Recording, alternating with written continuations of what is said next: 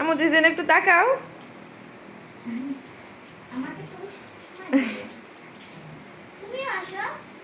তোমরা তোমরা দেখো, দাও এখানে।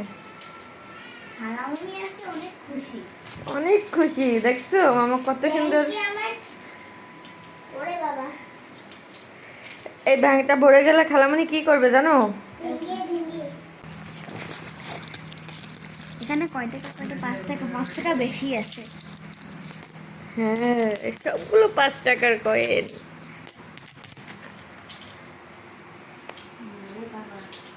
টাকা শেষই হচ্ছে।